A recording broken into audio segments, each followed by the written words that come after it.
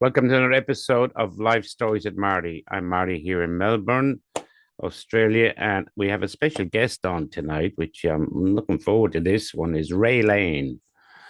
He's a former Irish officer, specialized in bomb disposal. He's done work all over the world.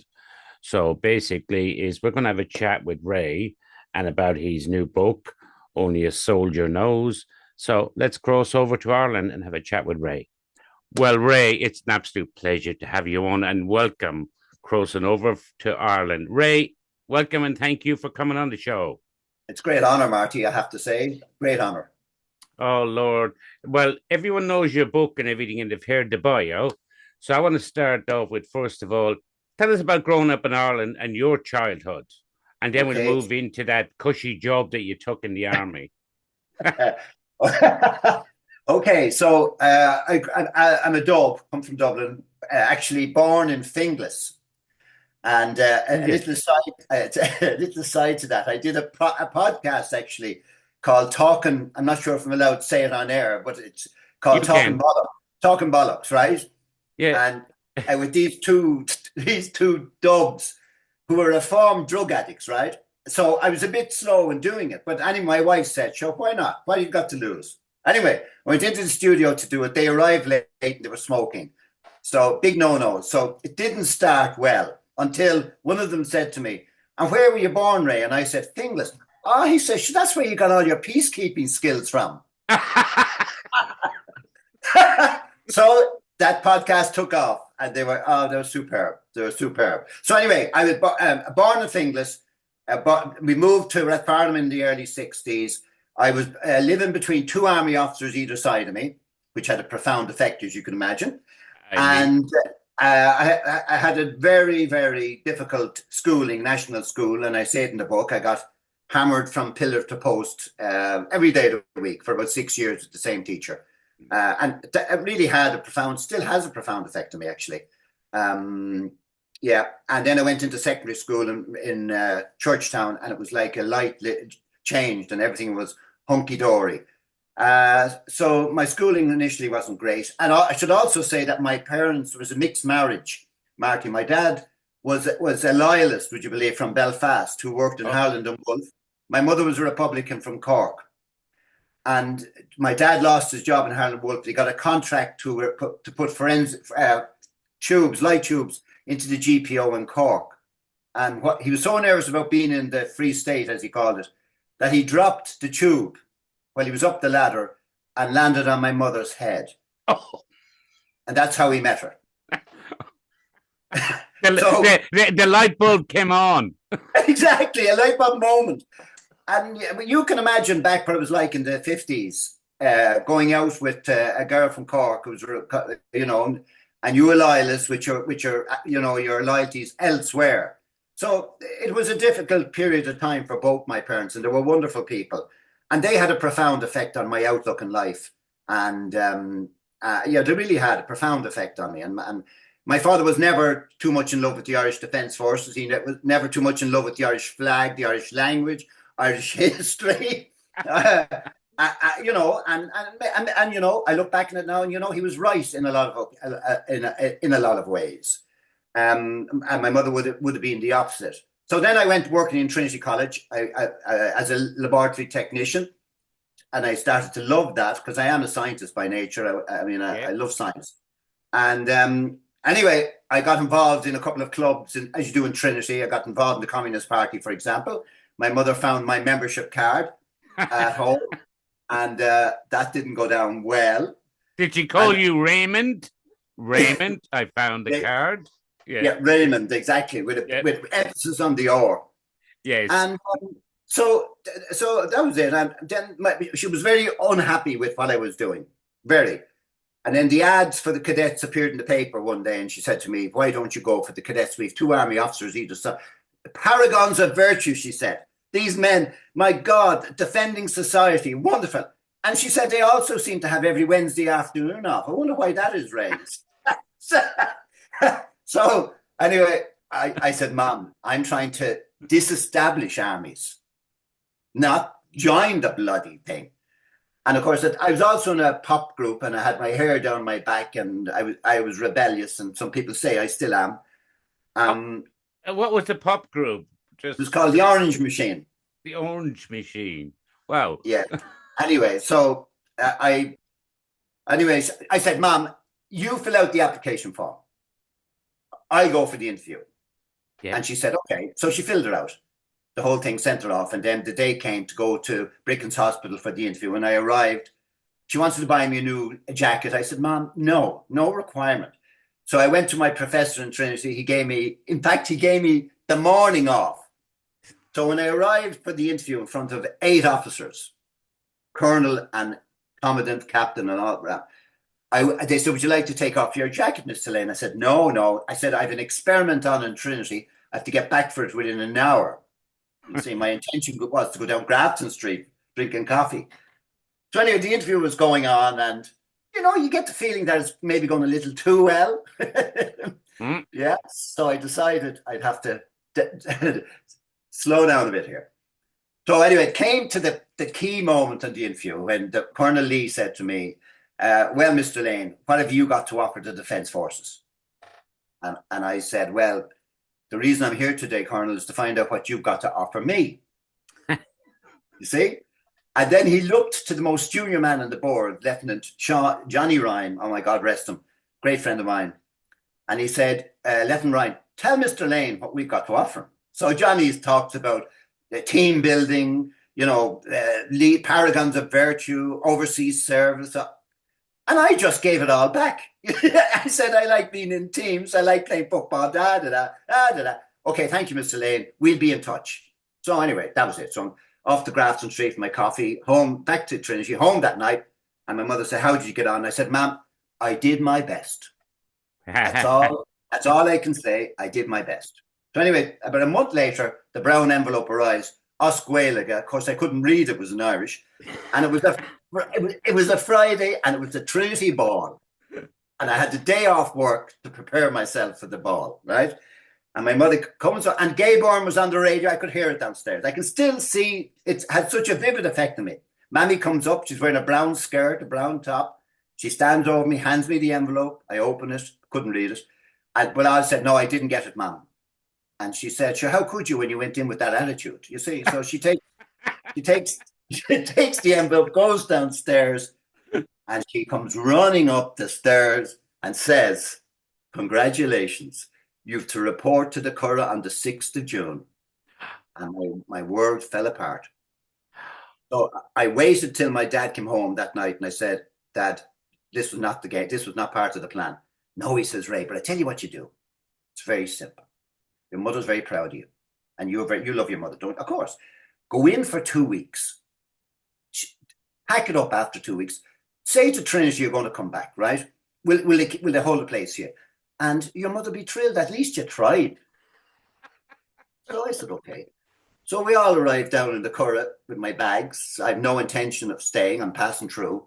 And the first person we meet is John Ryan, the guy on the interview board. And my mother looks at me and says, my God, Ray, someday you're going to look like that.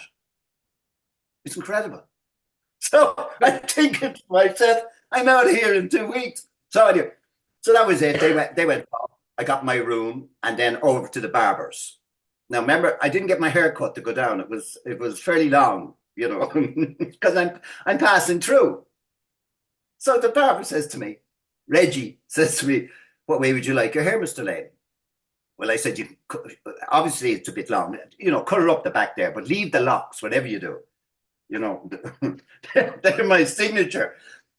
Anyway, he just takes out the thing, goes, no hair. All gone. All gone. All gone. And about a week later, I was doing A-levels in Dublin, and they kindly released me to finish my A-levels in chemistry. And I was going out with a girl at the time, and I met her under the famous clock in Cleary's. Yes. She walked by me, didn't see me. She walked the other way, and then I said, oh my God, Ray, what's after happened to you? I said, oh, I don't know. She said, you're now the establishment. And that was that. She broke it off of me on the spot. So I got the 10:30 bus back to the Curragh, totally depressed. And 45 years later, I retired on that day, 45 years after. Well, you know what, Ray, you triggered in my head there talking because when you talk about the Curragh camp, because obviously I was born on the Curragh camp. Yeah, I was yeah, born in the Curragh Military Hospital in 1965. I love the Curragh. yeah. We had like I grew up there till I was 17 when we left after my dad did, but it was lovely. We used to use, the training grounds, which I've seen that you Yeah, use training the grounds. obstacle course. That was actually our playground. Go away, go away, Yeah. go away. I have a very fond, and I obviously worked in the Curragh then. I was commissioned and sent into the Curragh. I'm a little despondent, Marty, today with the state of the Curragh. No, I would agree with you that Yeah. it's let down, and I've Oh, had friends go over there because, and if I can just allude, it's about your story, but I chuck it in while we're talking. Is my mom and all the neighbors and everything? They literally the pictures you would see them out polishing the yeah, steps. The winners, they yes, were proud of their houses. absolutely. Now I know the Absolutely. army obviously helped in a certain way, but now when you see it, I don't obviously live there. I'm in Australia, but I've seen pictures and videos that people, and it's very sad to see that because Yeah, my memories of the Curragh camp, are like, good. and not just, it wasn't just the Curragh camp, it was a beautiful community, Exactly. lovely Yeah, people. yeah, yeah. Well, I tell you now, I finished up in 2018, and we probably get to it at some stage. But I ran a number of international courses to the end of my career. Yes.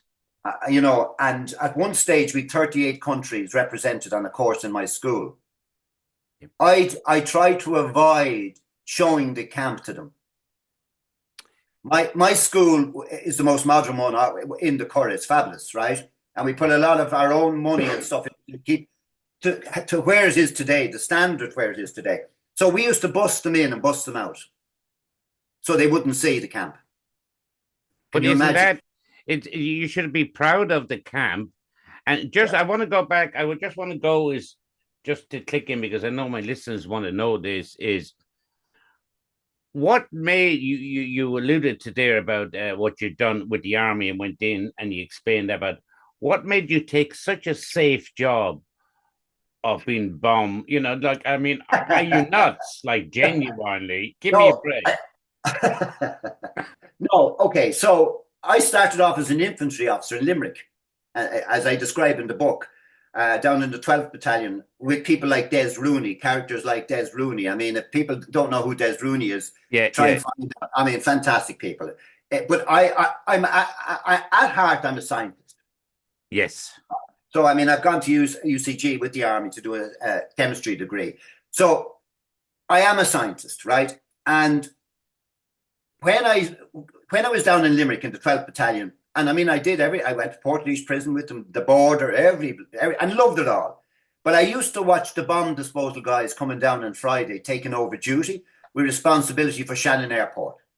And I'd see them with their robots and their equipment. And there was something about them that I don't know what it was. Professionalism, yeah, definitely professionalism, and just the scientific work they were doing and the robots and the explosives. And it just drew me to it, right? And I was fortunate enough to meet a number of them, get to know them in Limerick when they were on duty. And I said, you know what? When I finish my degree in Galway, I'm going to apply for the Corps. I'm going to apply for it, and I did. And I dragged up to the bar in 12th Battalion. And by the way, I'm going down there shortly to give them a talk. yeah. Uh, and the battalion commander said to me, Elaine, he said, you're going to join the Ordnance Corps now. Do you know that? I said, well, I'm hoping, sir. Well, he said, you know what you're missing by leaving here? I said, oh, I'm missing it. He says, you have no idea. He says, I can send you to the reserve every 2 or 3 years and you'll get extra pay. I can send you overseas, and you're going to miss out on all that by going to do this, as you said, crazy thing, right? Yeah, yeah, I said, sir, I appreciate the offer, but really, that's what I want to be. yeah, So, so that was it. So in 1973, then I joined in Clancy Barracks, the wonderful Clancy Barracks, and yeah. joined the Ordnance Corps, and never regretted a second of it. So to answer your question about bomb disposal, okay, so as you know, but the Ordnance Corps is more than bomb disposal, and Interestingly, Marty, when they asked me to write the book, their focus was totally on bomb disposal. Gil. You took the question, the next question I was going to Yeah. ask you. Yeah. Sorry, go ahead. They're total focus. When I met them, I mean, I met them 7 times before I agreed to write the book. I didn't want to do it. And I fought them all tooth and nail. I have no interest in writing a book. Why did you not want to do it? I don't think I'm any different than anybody else that served. I don't think I deserve a book. That's basically it, right? That was it. That is simple as that. Anyway, I agreed to do it. And when we got talking to the publishers, it was all bomb disposal. What's it like to be in the bomb suit? What's it like? What was the biggest bomb you ever dealt with? What's the smallest bomb? Did you da da da da da da? And I said, you know, an Irish military person's life, unlike most other militaries in the world, we're responsible for many different things. We talk about women multitasking. Well, Irish Defence Force personnel are the kings and queens of multitasking because they have to, because we don't have the resources to, you know, like I served with the Americans in Afghanistan. I saw how they can focus in on one aspect of a military life, and that's it. That's it. The Irish, we're everywhere. I mean, I tell the story again. The famous writer Robert Fisk. You know Robert Fisk? Yes, yep. Anyway, Fisk did some great work for me in Bosnia, writing the London Independent, and you know, superb work that really changed things for me in Bosnia. And then I met him 4 years later. He's getting off a helicopter in Beirut. I'm getting on the same helicopter with a tray of eggs, and he looks at me and he says, "Why, Jesus, Ray, you've come a long way." See, you know, bomb disposal, food officer, diplomat in Bosnia, you know, advisor to a 4-star general in Afghanistan. There's only one country in the world could do that, and that's the Irish. And I'm not, and I mean that. And I'm the greatest critic. I'm the greatest critic of ourselves now. Yeah, I understand that. Yeah. And from this point of view, I think we are so blessed with talented people. My only problem would be that we need to give these people more freedom, more resources, and the opportunity to use that God-given talent that they have. Would you agree with me, there now, Ray, is when I say that it's given them the and we spoke, and we're going to speak a little bit about mental health, because I know you do a lot. And your book opens a lot of doors and people to relate to it. Would you agree with me that there wasn't a lot of duty of care back then? And I speak about the families, Ray, and I'm probably going back to, which, you know, I've got my own story coming out. They sent the wrong man home, is like with Jerryville. But would you? There wasn't, like, they did look after them, but some of the men, they didn't come back, or they didn't speak about it because they get demoted or not get promoted.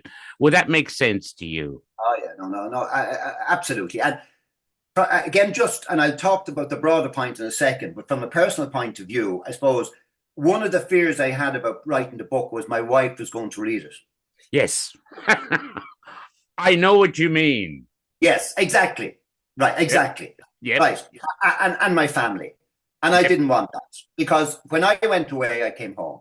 And as my mother, my wife has said, many occasions, she said, while you're out there saving the world, Ray, I'm trying to save the family. Right? And it is a very, very, you have to think about that. You have to think about that, right? Yeah. So, okay, so from that, but back to your bigger point. The care for people returning from, and you mentioned Jadaville there, and you mentioned and the Congo and Lebanon and places like that. The care that I observed during my time, certainly in the younger years, was non-existent. I came back from, and I don't mind saying it on air, Marty. Yes. No, thank you. I came back from Bosnia in a very bad way. A very, very bad way. I wasn't sleeping. I wasn't eating. I was dreaming continuously about things I'd seen out there. And I say it in the book, the only thing that kept me alive, kept me going, was my wife. And I used to run every day, Marty, until I couldn't run anymore. And then I'd run again. and then I couldn't run again, and then I go to bed. And this went on for weeks. There was no support from the military at all. Nothing. I mean, zero. Now, I think, and that's 1993, Marty. Wow. So, yeah, but it's outrageous. It's outrageous. But not to just the funny side of that. Then, how did I come out of all that? Yeah, that was yeah. My boss in the Curragh was a very strict man, right? And I'm only back after my month's sick leave, God, and not well. And he calls me in and he looks at me and he says, Lane, I don't know what you're doing out in Bosnia, but get that out of your system. Now, he said, before you left for Bosnia, you wrote me a report. Do you remember the report? I said, I don't, sir. I have it here. And I've taught you how to file a report before, how to prepare a report to send your commanding officer, naming me, and you failed to do it on this occasion. So let me go through it again. Here's your report. Here's a 1 foot ruler. What you do is you place the ruler on the page, you go 1 inch by 1 inch, you get the holder and you hold it, and you put the treasury tag through that hole. Do you understand that, Captain? Yes, sir. Okay, now you can go now. Right? So I salute him. I got into my car, and I just thought about this. I've just come from Bosnia, where I've seen some, horrendous. And I was the boss out there. And now I'm being taught how to put a hole in a sheet of paper. Yeah. The tears rolled down my eyes, and then I started laughing. And I laughed the whole way back to Kent Officers' Mess as I went back for coffee. And you know what? That was it. I was out of it. I was back to normality. But you go there. You're very honest about it, and I know your book. That's why it's a big seller. But like, how did you like what you went through and what you came back? You were obviously, I can get her. You were silent. How did your family deal with that, or did you just protect yourself to protect the family? Yeah, that's exactly what I did. That's what I did. My wife went to work, my kids went to school. So I would put on a brave face. I wouldn't get up in the morning, but when they came home, then I put on a brave face. But I would disappear for hours then. Disappear for hours, walking around Punchestown Racecourse, doing the loops, running around it. And then I'd come home with a smile on my face, wishing them to go to school and go to work ASAP. Yeah. It was, a horrendous time, Marty. Nobody should have to go. And by the way, I'm speaking about Ray Lane here. I had young people working for me in Bosnia, from different countries all over the world, all over Europe, including Canada and Australia. And in some cases, we'd come back from something, or and you'd heard them crying in the room. And I had a fantastic deputy, Valmer Svensson. I actually mentioned him in the book. The most outstanding person I've ever had the privilege of working with. But he'd go in, talk to them, and then he'd come out and he says, Lane, they have to go home. So I was rotating my people every 2 weeks. That's all they could last. And then with the core, myself, my deputy, and my driver, Tony, who subsequently died, sadly, we stayed for the whole period of time. By right, we should never stay there that long. But they wouldn't have got me out, Marty. Do you know what I mean? No, but you know what? No, Ray, for my listeners, just I'm listening to you intensely. You can tell my ears are perked up. They're not that big. But the way you're able to speak about that, and this is why I know through your book, is like you're helping people. And I think that's why you're speaking out. You actually want to help people. Oh, absolutely. And absolutely. So many soldiers, not just in Ireland, I'm talking about Australia, New Zealand, America, everything they understand. And the way you're able to open up leaves them, which leads to my other question is, like that leaves the door open. People have stories to tell. Exactly. And I'm amazed with your book, and I know what it's like to make that decision, as you alluded to earlier, about you didn't want to hurt a family member, or you don't want to hurt anyone else. But sometimes you're helping people, and what you're doing now is helping people. So I'm just going to throw in a question. What was your scariest time on any, which I'm sure you've been asked and you put in, Okay. but from my I have. listeners. Yeah, and you know, if I said to your listeners, what do you think my scariest time would be? They'd say, "Oh, bomb disposal." Correct. My scariest time was Bosnia, and I was a diplomat. Because remember, we were unarmed. There was only one other international organization out there in 1992. That was the International Red Cross, and us. We were EU diplomats, unarmed, in the middle of that war. I mean, I woke up I was awoken one morning at 2 o'clock in the morning where a guy with a machine gun decided to take out every window in the front of our building, right? Yeah. And then a couple of days later, I get into my car and find they fired 2 bullets exactly where my head would be normally, right? Oh, Yeah, reinforced. Bosnia was, without question, the most dangerous place I have ever been. Uh, Things happened out there that I'm not going to discuss here. I will never really. I mean, in the book has some of them, but that's okay. man's inhumanity to man.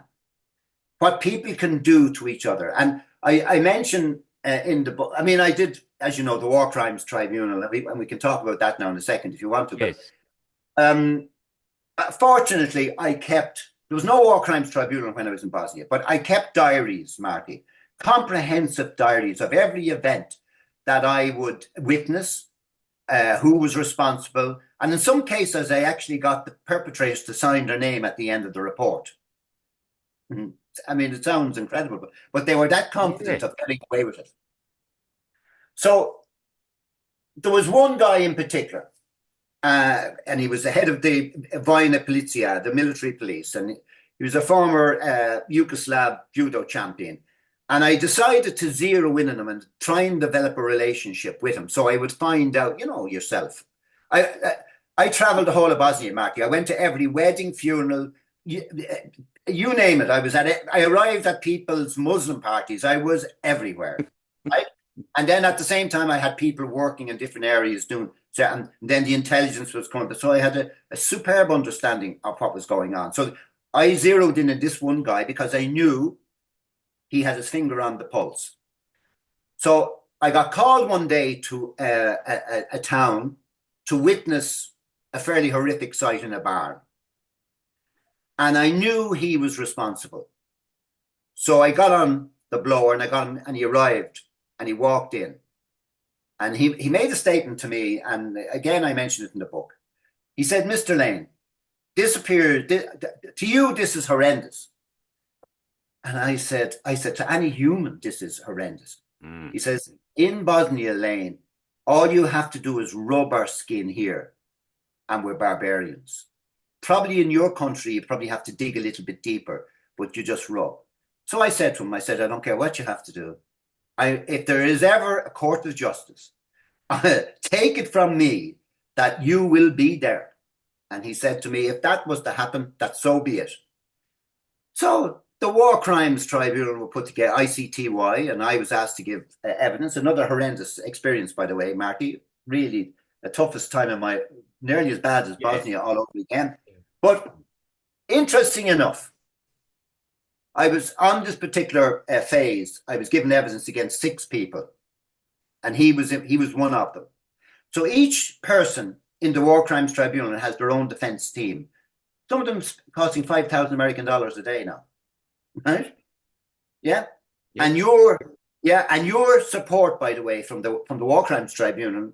And I don't want to be derogatory about your legal support, but it's like the 4th division against the Premier Division. Yeah. These guys have the best, right? So anyway, I go through 4 over the period of time, and then we get to him. And his legal guy stands up and says, "My client has told me that there will be no cross-examination of Mr. Lane." Right? And the judges say, "Why would that be?" "I don't know." His legal people said, "That's not our advice, but that's his decision." So the court went through its process, and then it's over. And I'm getting out, and you're there in this big courtroom, Marty. You're allowed no notes. You sit there with a bank of legal people on the left-hand side, the perpetrators up there, and you're small, two people beside your legal team. And in a glass wall behind you are all the people from the villages that these people have killed, murdered, raped, and all the rest of it. So I'm leaving.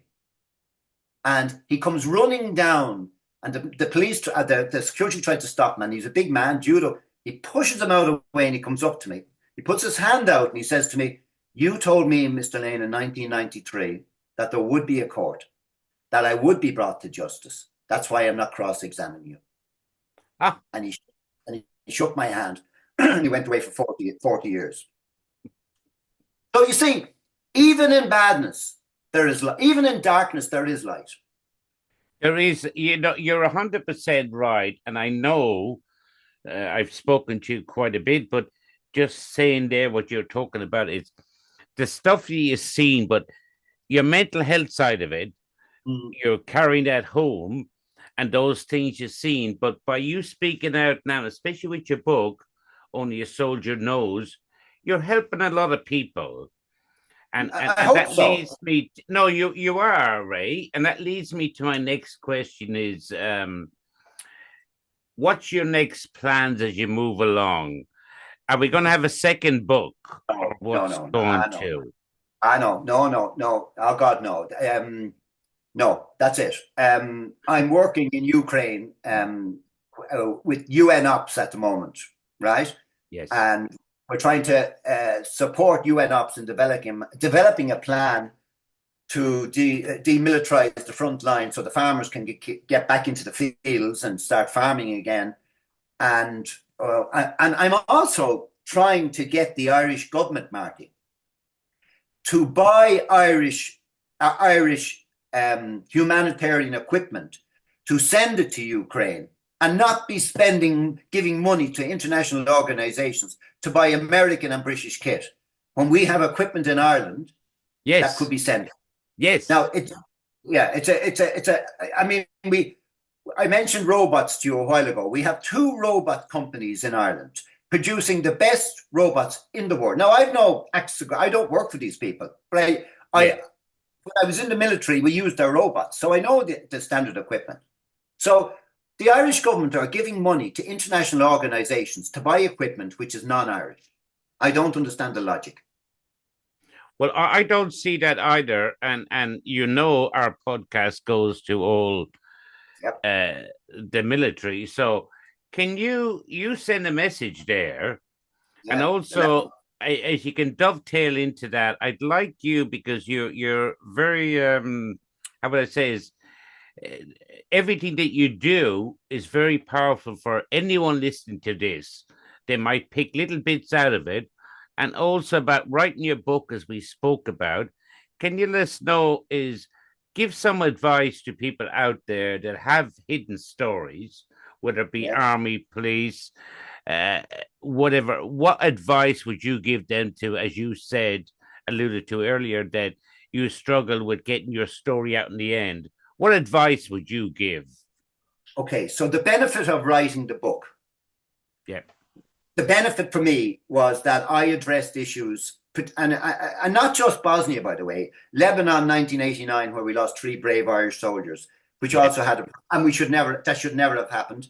And maybe if I had been stronger that particular day, and I say that in the book, if I had been stronger that particular day, in what I was saying to my commanding officer, maybe that might not have happened. So, do you want to mention those soldiers? I won't, Marty. No, that's okay. Carry on, please. They're just 3. I won't. No, but anyway, I found the process of writing certainly helped me in one way. In another way, it opened up things in my head that I'd forgotten about, and that caused me a little bit of concern, because I was afraid that this was going to go on again and again and again. But it didn't. It settled. But the process of writing certainly helps. Yes. And when you write something and give it to a loved one, give it to your partner, give it to your wife, give it to your kids. I mean, an interesting side on that is my son obviously has read the book. Now, my son's 40 years of age now. right? Mm. And we have a great relationship. He read the book, and he never got back to me to say, well, this is a load of crap or da da da da da. I had to ask him, and I said, David, what do you think of the book? He said, yeah, great, Dad. Yeah, nothing I didn't really know or fair play to you. And that was the end of it. Right? My daughter has not read the book. And when I ask her why, she tells me because she has 2 young kids and she's so busy. And thus is life, isn't it? Well, I say I'd put it with that as my oldest daughter, obviously, she said to me, Dad, when your book and your movie comes out, I will never read it and I will never Yeah, watch it. And I said, what do you mean? She goes, I've listened to you since 13. I know it all. exactly. But they would be.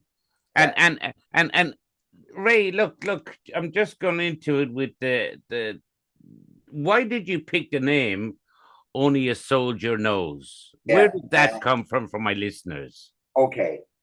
It's a powerful Yeah, name, and I love the front of the cover, which we'll all yeah. see at the end here.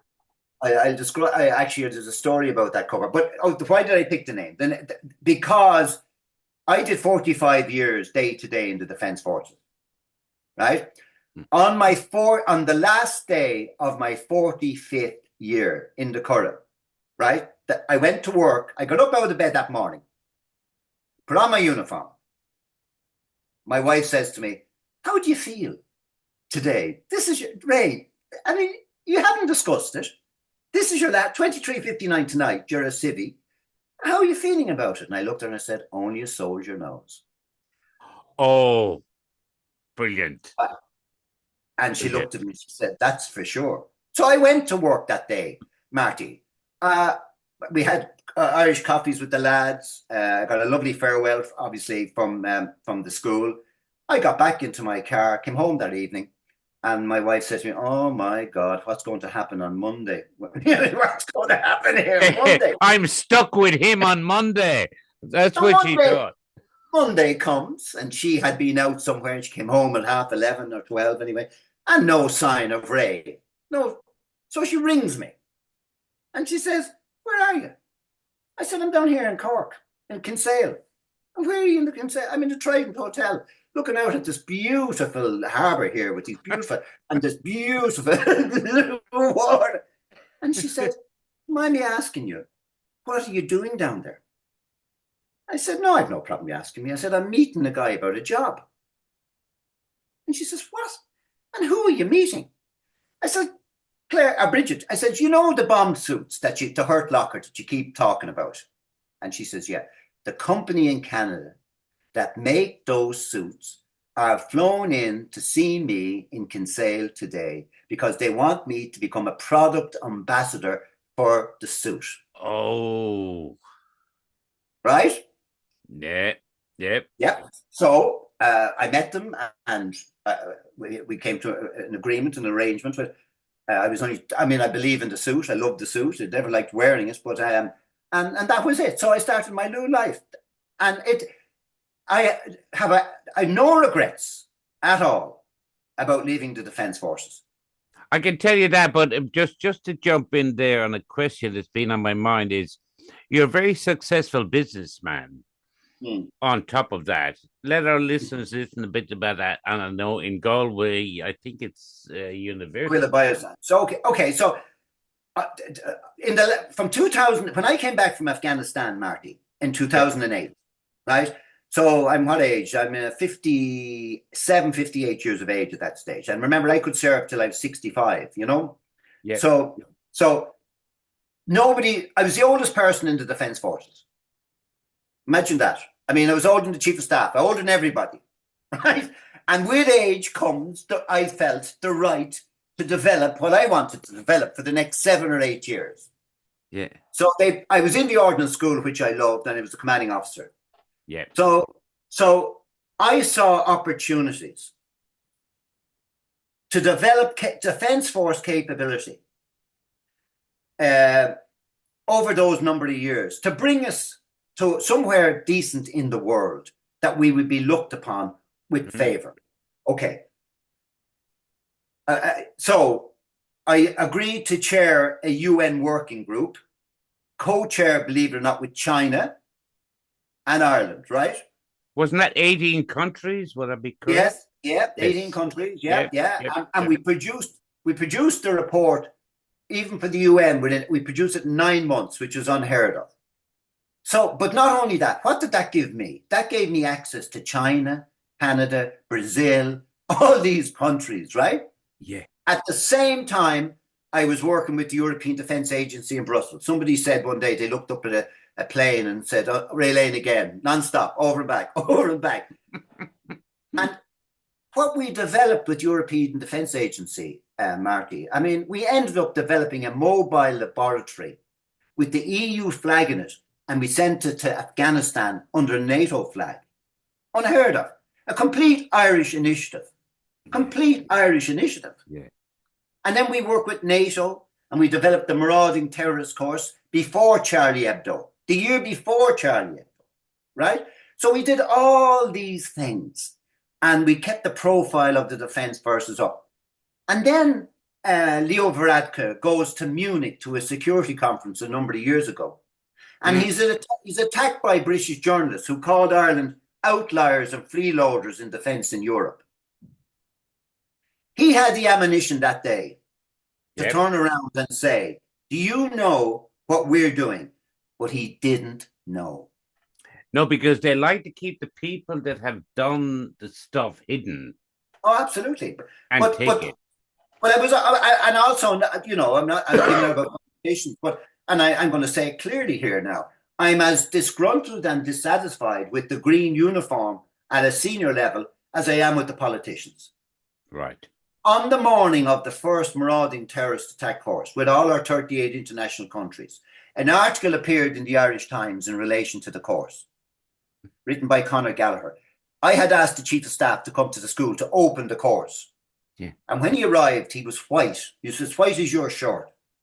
And he called me aside and he said, Lane, I told you there was to be no publicity for this. And he tapped me, you know, on the chest. And I said, well, I did. I know what publicity. He said, there's an article in today's. Well, I said, I didn't put it in. And I didn't speak to anybody. So really, how dare you accuse me of this? Yeah. Right? He should have been delighted that his defence force had been highlighted in the Irish Times for an innovative course that predicted Charlie Hebdo, predicted the attacks in Madrid. You know, and it's not just bomb disposal. I'm talking about procedures, civ-mil, Marty, civilian military safety, right? Yeah. And no, they didn't get it. They just didn't get it. And I suppose that is that would be my gripe with me, that the work done between 2009 2018 in all those different aspects was never built upon. So just let me go to the company now you mentioned. So in 2010, we came back from Afghanistan, and with the job I had in Afghanistan, I was aware of the possibility of the Taliban developing biological agents for making bombs and stuff, right? Yeah. Okay, so it obviously a cause for concern. So I heard that there was a professor in Galway, an expert in biological pathogens, called Professor Lokesh Yoshi. So I went to Galway. We had a great chat. I got him funding from the European Defence Agency to continue his developments. We in the Ordnance School drew up the scenarios. So we developed a relationship between NUIG Galway and the Defence Forces. Yeah. And out of that, when COVID came, he had produced a spray, which I have here, Marty, Aquila Bioscience. Yep. Which, if you sprayed on not a paper mask, a cotton mask, gave you 99.9999 protection. Right? And also he produced this, a wipe. Now, the beauty of this wipe is that it's completely natural product. So people who suffer from acne, skin diseases, when they use this wipe, the results are quite amazing. And the next step we've taken this to now, Marty, is the European Space Agency are now testing this for future space flights for astronauts and equipment. Because as you know, when rockets come back and astronauts come back, the pathogens on their body are horrendous. Yes. So that is a Defence Force success story, right? Well, I Now, love that, and we will put up for my listeners that are looking there because we can't see quite clearly, but we will put up those products on. We're not selling products, but what can I just chuck in there? Yeah. What drives you? Helping people. I knew you were going to say that. Every penny of this book is going to a charity. Yes. Every penny. No, every penny is going to a charity. I was giving a talk to transition year students last week, and I got the same question from one of them. You know, what drives you? Everywhere I go, I try to make people's lives a little bit better, no matter what country in the world it is. I am proud to be a retired soldier. I think the Irish Army deserves more than it's getting. I think that I go back to the quality of the people again.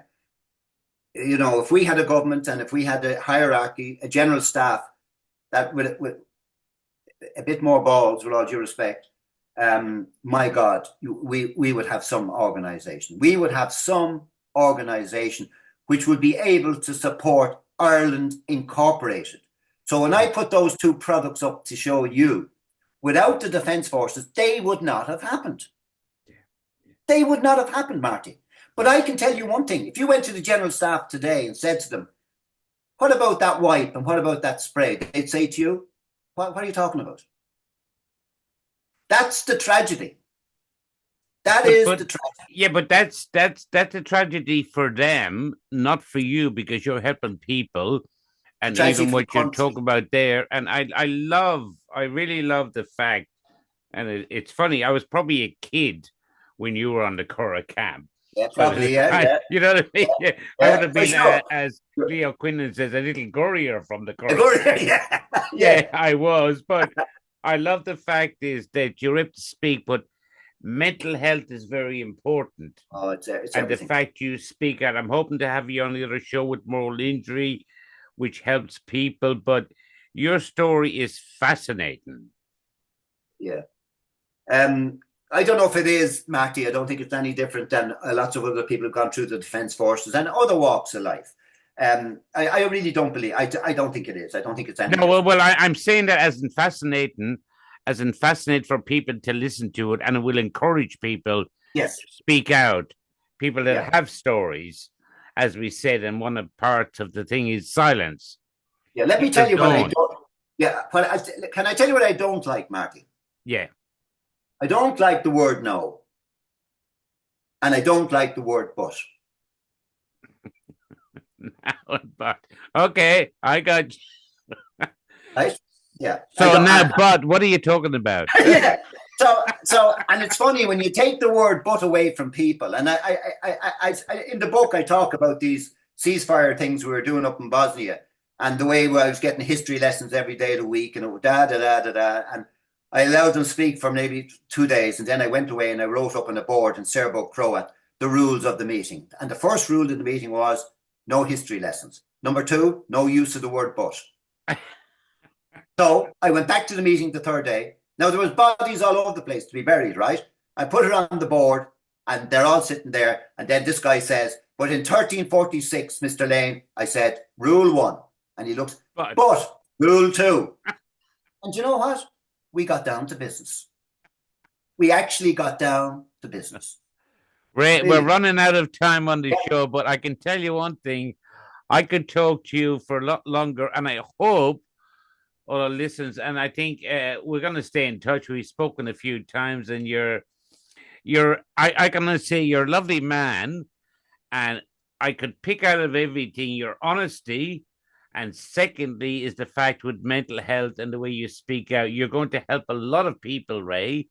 And I hope to have you on moral injury with us and speak out, and not just for helping soldiers, as you alluded to earlier, is, police, paramedics, and exactly. generally. Absolutely. and I hope our listeners all over the world will listen and just read. First of all, just read the book. Yeah, Only a Soldier Knows, and there's a lot more depth than just army. It's about person as well. Marty, appreciate that. Yeah. Now, can I get you to say the last say? I need you to finish off and give any advice to anyone, like I asked earlier. But to finish off the show, I'd like you to do it. I could carry on this show, but people would probably go, "Oh my God, this guy doesn't stop talking," as in me. Okay, so in my okay, I mentioned to you I don't like the word but, and I don't like the word no, and I don't like negative process, right? Yes. So one of the ways I got through the bad times was just being positive. And my wife was a great help. So we put stickers all over the house with "Be positive, be positive, be positive."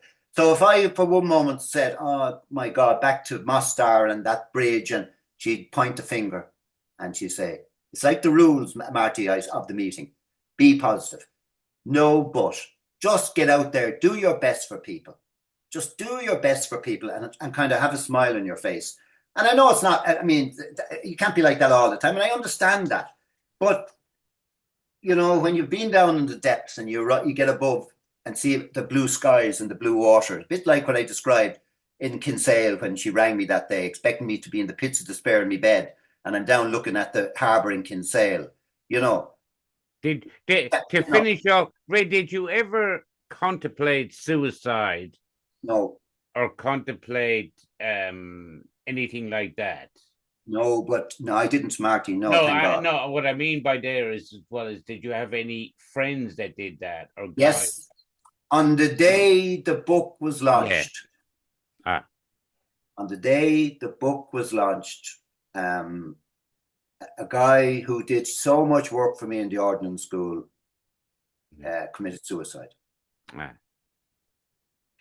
And we spoke about him. I was going to cancel the launch that night, and I didn't. We went ahead, Cathal Berry and myself, and we spoke about him at the book launch Yeah. because his fingerprint is all over one of the chapters in that book. Yeah.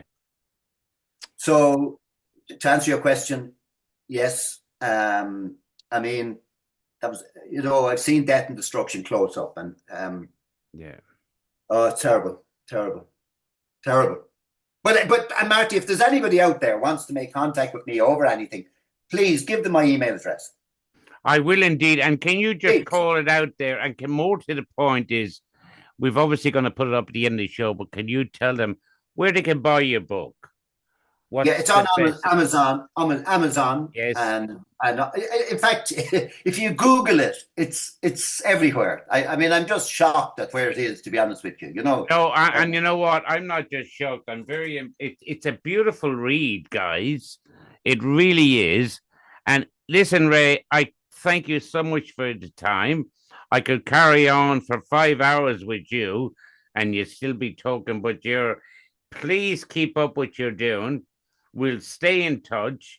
Please Love do, to yeah. have you on moral injury because I know you work with mental health, and for all the soldiers here, police, everything. So, Ray, thank you so much. Marty, it's been a pleasure, and thank you for the opportunity. I really appreciate it. Really, You're a lovely man, and please go on to see more about Ray and more on this podcast and the audio podcast. Listen in your radio or on your way to work. You can listen and then watch the video podcast coming out on the 5th. Have a look at it, Ray. It's a pleasure, and let's keep in touch, my friend. absolutely, Marty. Look after yourself, and thank you for Okay. everything. Thank Thank you, you. Ray.